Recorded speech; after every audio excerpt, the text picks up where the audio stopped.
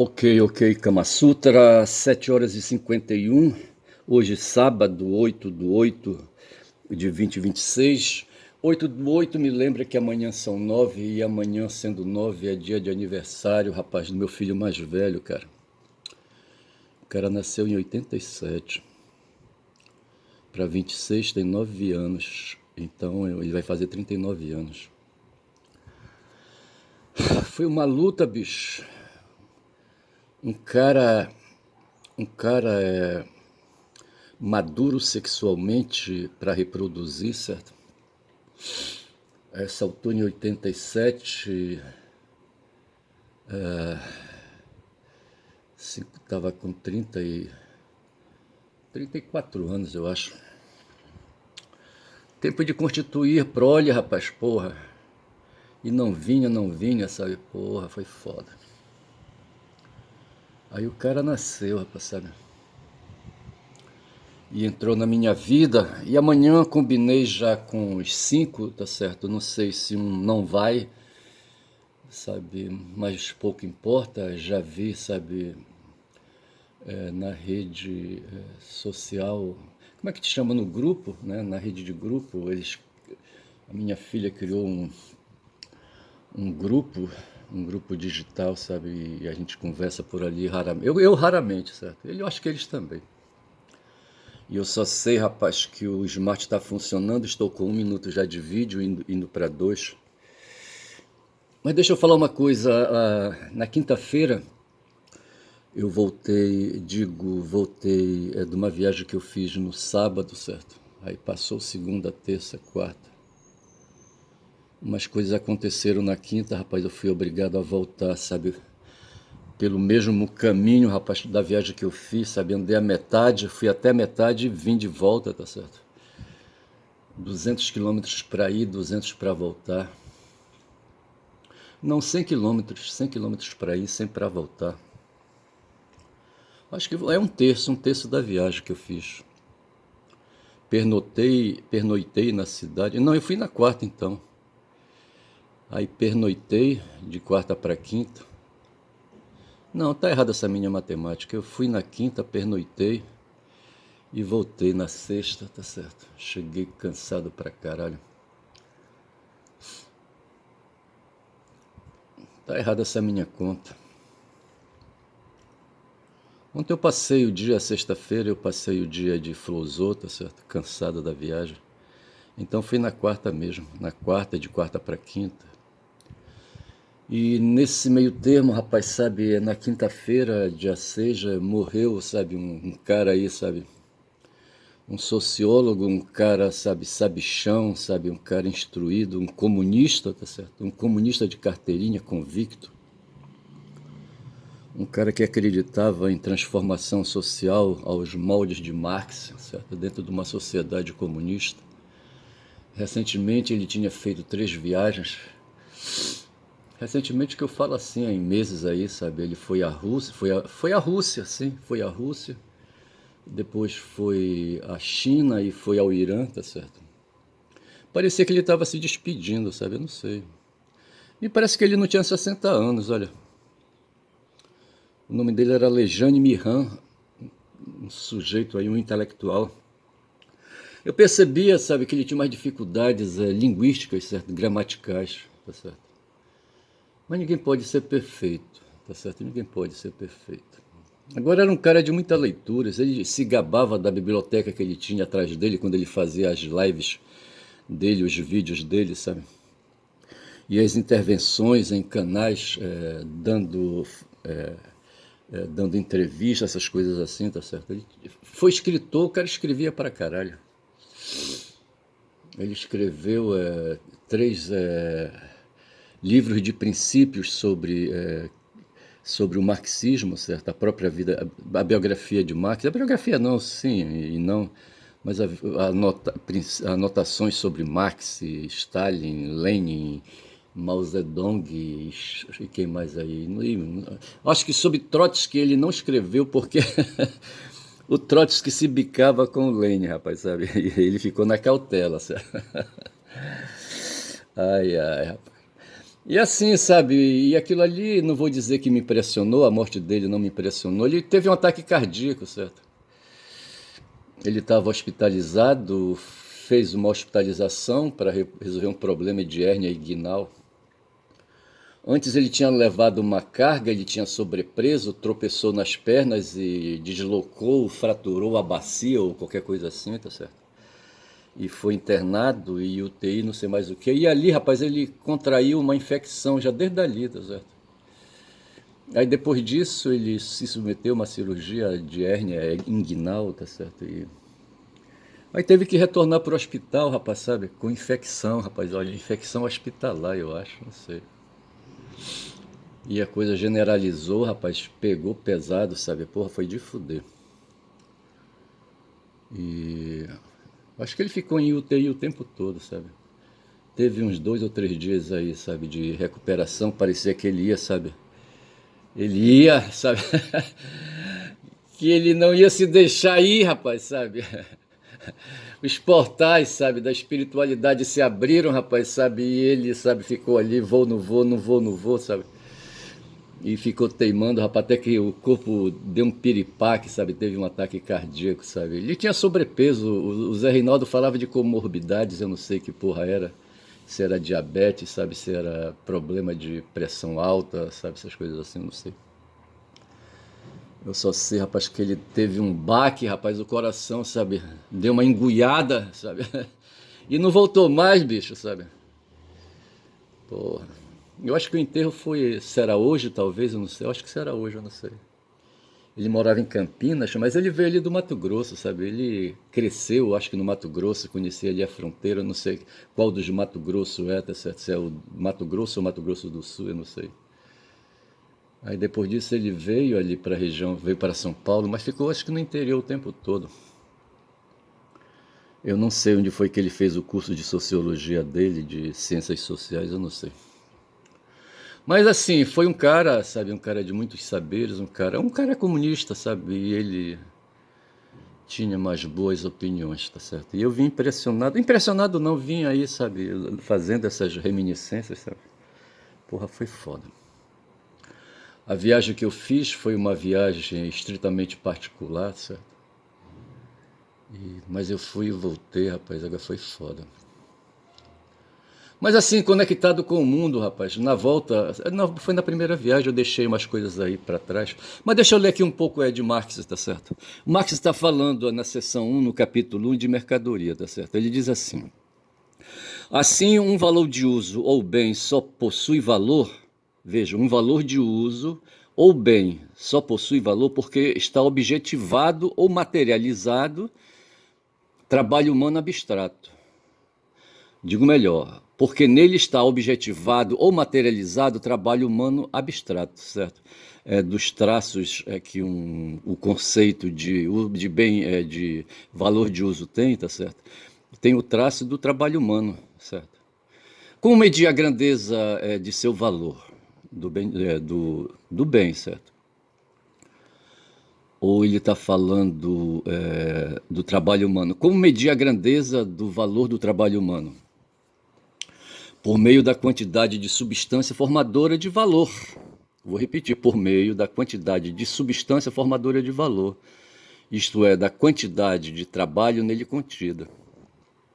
A própria quantidade de trabalho é medida por seu tempo de duração e o tempo de trabalho possui, por sua vez, seu padrão de medida em frações determinadas de tempo, como dia, hora, como hora, dia. Poderia parecer que, se o valor de uma mercadoria é determinado pela quantidade de trabalho despendido durante sua produção, quanto mais preguiçoso ou inábil for um homem, tanto maior o valor de sua mercadoria, pois ele necessitará de mais tempo para produzi-la, e não é o caso, certo? No entanto, o trabalho que constitui a substância dos valores é trabalho humano igual, dispêndio da mesma força de trabalho humana. A força de trabalho conjunta da sociedade que se apresenta nos valores do mundo das mercadorias vale aqui como uma única força de trabalho humana, embora consista em inumeráveis forças de trabalhos individuais.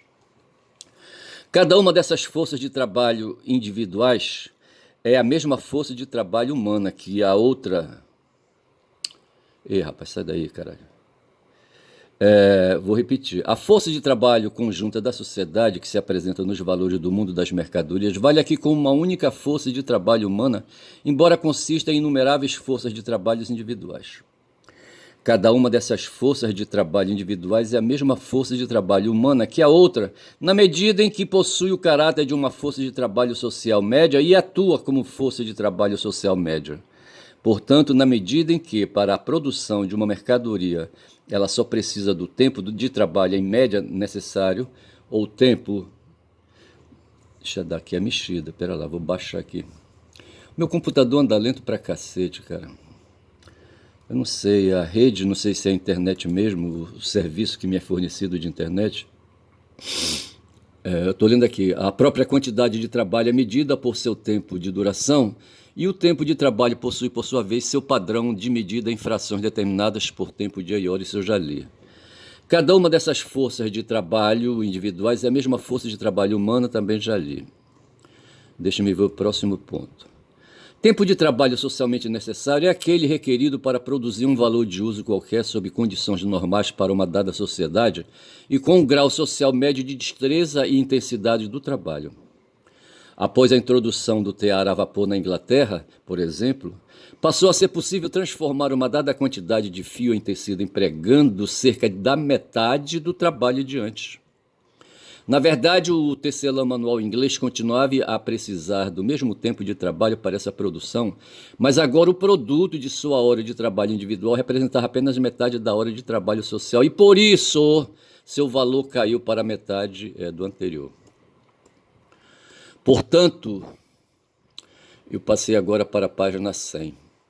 Portanto, é apenas a quantidade de trabalho socialmente necessária ou o tempo de trabalho socialmente necessário para a produção de um valor de uso que determina a grandeza de seu valor. Vou repetir. Portanto, é apenas a quantidade de trabalho socialmente necessário ou o tempo de trabalho socialmente necessário para a produção de um valor de uso que determina a grandeza de seu valor. Não entendi direito, a minha leitura foi escrota. A mercadoria individual vale aqui somente como um exemplar médio de sua espécie. Por essa razão, mercadorias em que estão contidas quantidades iguais de trabalho ou que podem ser produzidas no mesmo tempo de trabalho têm a mesma grandeza de valor. O valor de uma mercadoria está para o valor de qualquer outra mercadoria, assim como o tempo de trabalho necessário para a produção de uma está para o tempo de trabalho necessário para a produção de outra. Abre aspas. Como valores, todas as mercadorias são apenas medidas determinadas de tempo de trabalho cristalizado, é o que ele diz, tá certo? Os empresários não concordam com isso. Os empresários acreditam na força do capital. Assim, a grandeza de valor de uma mercadoria permanece constante se permanece igualmente constante o tempo de trabalho requerido para a sua produção. Mas este muda com cada mudança na força produtiva do trabalho. Essa força produtiva do trabalho é determinada por múltiplas circunstâncias, dentre outras pelo grau médio de destreza dos trabalhadores, o grau de desenvolvimento da ciência e de suas aplicabilidades, e de sua aplicabilidade tecnológica à organização social do processo de produção, o volume e a eficácia dos meios de produção e as condições naturais. Por exemplo, a mesma quantidade de trabalho produz numa estação favorável 8 alqueires de trigo. Mas apenas 4 alqueires numa estação menos favorável. A mesma quantidade de trabalho extrai mais metais em minas ricas do que em pobres, etc.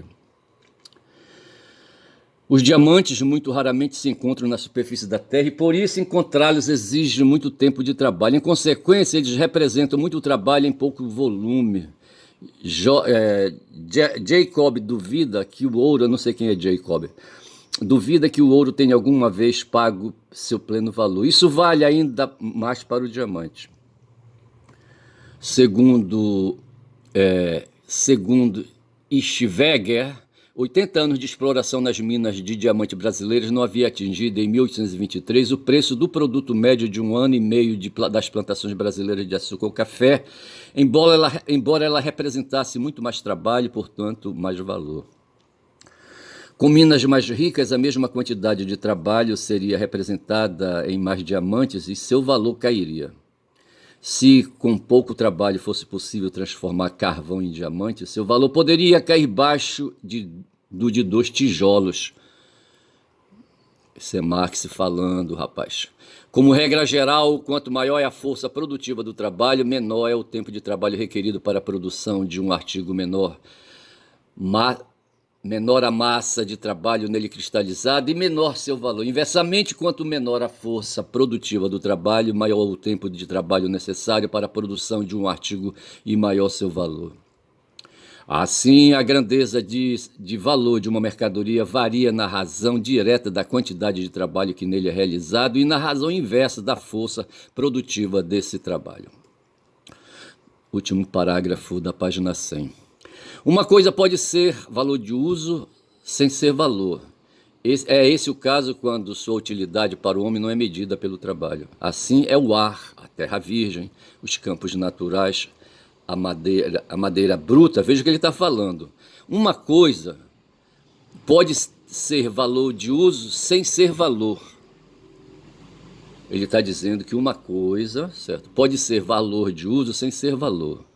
Aí ele cita o ar, a terra virgem, os campos, etc. Uma coisa pode ser útil e produto do trabalho humano sem ser mercadoria. Quem, por meio de seu produto, satisfaz sua própria necessidade, cria certamente valor de uso, mas não mercadoria. A mercadoria é aquilo que vai para o mercado, caralho. Para produzir mercadoria, ele tem de produzir não apenas valor de uso, mas valor de uso para outrem, mercado. Valor de uso social, tá certo? Venda, rapaz, é venda. Nós estamos falando aqui de comércio, certo? E não somente para outrem. O camponês medieval produzia a talha para o senhor feudal, o dízimo para o padre, mas nem por isso a talha ou o dízimo se tornava mercadorias, tá certo? Naquelas condições. Para se tornar mercadoria é preciso que o produto, por meio da troca, seja transferido a outrem, a quem vai servir como valor de uso, sacou? Por último, nenhuma coisa pode ser valor sem ser objeto de uso. Se ela é inútil, também o é o trabalho nela contido, não conta como trabalho e não cria, por isso, nenhum valor. Eu vou passar amanhã é domingo, bicho. Amanhã eu vou almoçar com meus filhos. Eu vou passar para o item 2 do capítulo 1 da seção 1, tá certo? Eu estou na página 101, é isso aí. Estou com 17 minutos de vídeo. Aí eu vou sair daqui, tá certo? Deixa eu ir deixa eu navegar um pouco na internet. Outro dia eu falava, eu tenho anotado aqui à minha esquerda, que eu falava do Dobor, do Ladislau Dobor, um polonês, certo? Um francês, na verdade, descendente de polonês. Eu não sei se ele é judeu, tá certo? É de tribo semita, mas veja que ele falou para o Breno Altman que ele entrou para a guerrilha por indignação, tá certo? E eu li alguma coisa depois, eu colei com a fala dele, o pensamento de Ernst Bloch, certo? Que é um cara que eu cultivo aqui perto de mim, sabe? Um cara de valor como foi o Lejane Mihan, certo? Porra, bicho.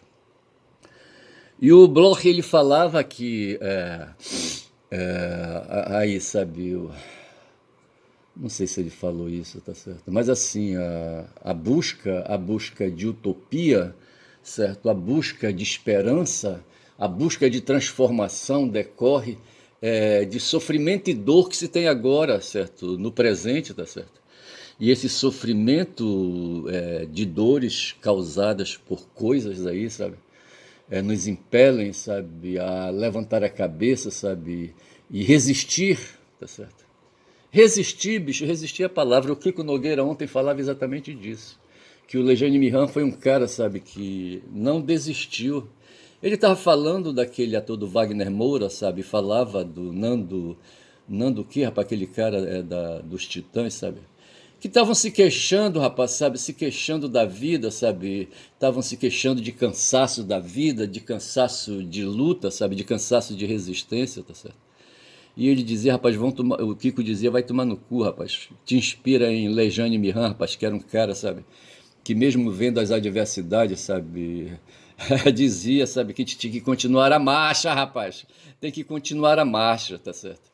Hoje o mundo, o Brasil, tá certo? Nós vivemos, como diz o Marx aqui, rapaz, uma sociedade onde o meio de produção, sabe, toma por base o capital, tá certo? Nós estamos falando de mercadoria, todo mundo quer, sabe, hoje produzir mercadoria, tá certo? Eu vou agora, hoje é sábado, eu vou ali na feira, sabe, aqui perto da minha casa. O comércio de mercadorias está ali, sabe? Os comércios instalados estão por ali, mas ali as calçadas estão cheias de mulheres, sabe? E vai ver que mulheres evangélicas, sabe? Que foram impelidas a irem para a rua, tá certo? Ou não necessariamente mulheres evangélicas, mas mulheres, como é que o pessoal fala? Mulheres solo, tá certo? Que estão ali, sabe? Os filhos ficaram, estão por aí, sabe lá por onde estão os filhos. E eles estão na rua, rapaz, procurando ganhar algum, sabe? Porque desistiram, sabe? De ter marido, de ter companheiro, sabe? De ter alguém que fosse o provedor, rapaz, da família, tá certo? Elas próprias resolveram, sabe? Prover a família. E estão ali vendendo roupas usadas, eu não sei onde elas compram essas roupas. Deve ter algum filho da puta aí, sabe? Que recolhe roupas aí, sabe? Em algum lugar, tá certo? Talvez essas roupas venham até de fora do Brasil, tá certo? Como para fora do Brasil, lá para as bandas da África, vão os celulares roubados, rapaz, aqui no Brasil, vê se pode uma porra dessa. Mas o fato é que o mundo, mais do que nunca, sabe, se capitalizou, sabe, se tornou sociedade, o mundo se tornou conjunto de sociedades capitalizadas, tá certo?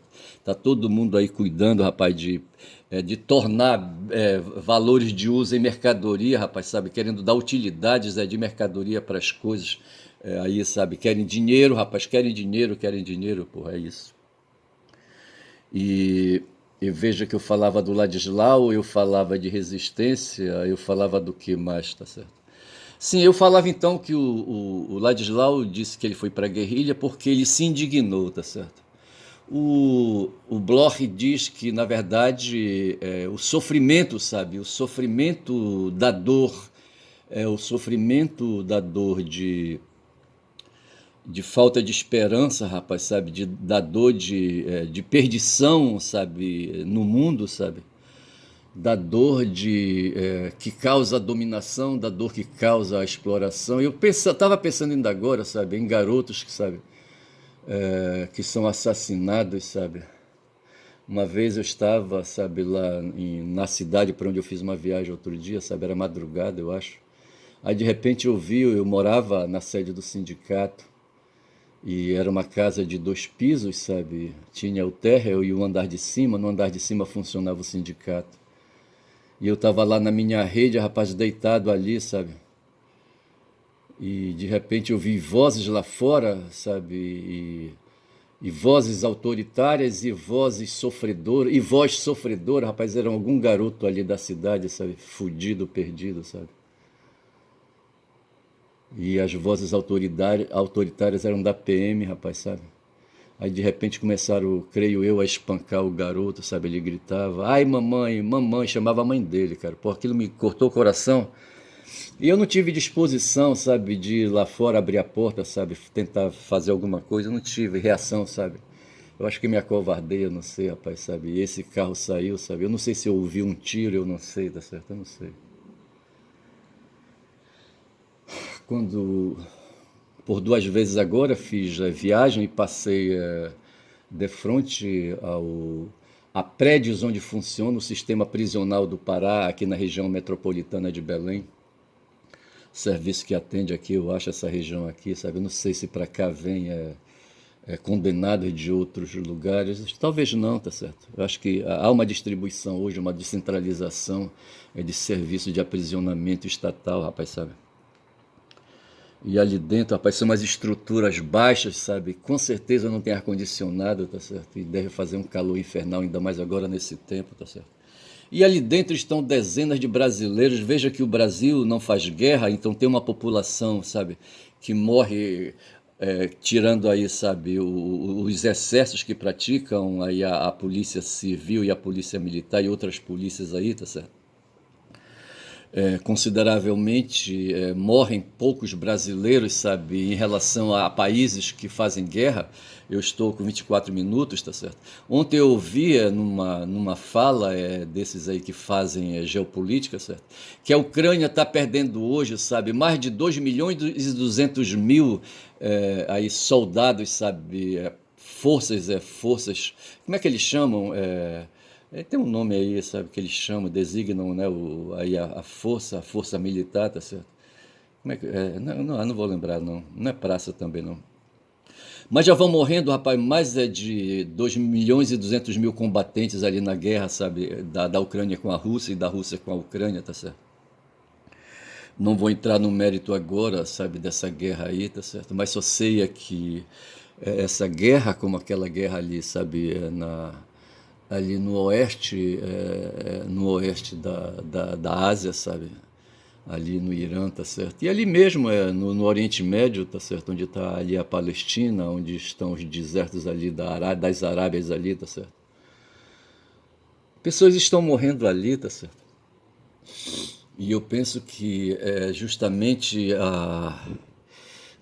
o que, sabe, o que faz aí, sabe, os seres humanos, ao invés de estarem indignados, como aconteceu com o Dalbor, tá certo? Os seres humanos estão sofrendo, tá certo? De um modo geral, tá certo? Outro dia, aqui, a algumas quadras da minha casa, um garoto de 24 anos, sabe, um homem jovem de 24 anos, e o sogro dele, sabe, estavam em casa quando um carro parou à frente da casa onde eles estavam, sabe, dois desceram armados, sabe, eu acho que um ficou no volante, eu não sei quantos havia no carro, eu não sei. Eu só sei, rapaz, que foram ali, sabe, apagadas duas vidas, tá certo? Os invasores, os sicários, sabe, os jagunços entraram ali, rapaz, sabe, e mataram, sabe, o genro e o sogro e o genro, tá certo? E o que faziam? Provavelmente esse pessoal aí estava no mundo vendendo droga, se meteram com traficante, qualquer coisa assim, tá certo? Pegaram a mercadoria, rapaz, e não pagaram, qualquer coisa assim, eu não sei. Mas o que eu pensei foi isso, sabe? Que o ser humano vive sofrimentos, tá certo? O Dolbor diz que é a indignação. A indignação seria um sofrimento nobre, é um sofrimento raro, tá certo? E a quem se pede, sabe, que a gente não se deixe de se indignar, pelo menos, tá certo? Mas todos nós sofremos, rapaz, sofremos as dores do mundo, as dores da opressão do capitalismo, do imperialismo, do colonialismo, sabe? Essas coisas que estão acontecendo agora no mundo, tá certo? Rapaz, eu vou ficando por aqui, depois de ter falado isso, depois de ter ficado em silêncio tanto tempo, tá certo? Vou ficando por aqui. Hoje, sábado, amanhã, domingo, tá certo? Amanhã é aniversário do meu filho mais velho, certo? Vou almoçar com ele e os irmãos, tá certo? E eu vou ficando eu aqui, rapaz, com meus sofrimentos pessoais, tá certo? Vou dizendo que eu sou Ernesto Caboclo Falador, rapaz, quem fala muito dá bom dia a cavalo, bom dia.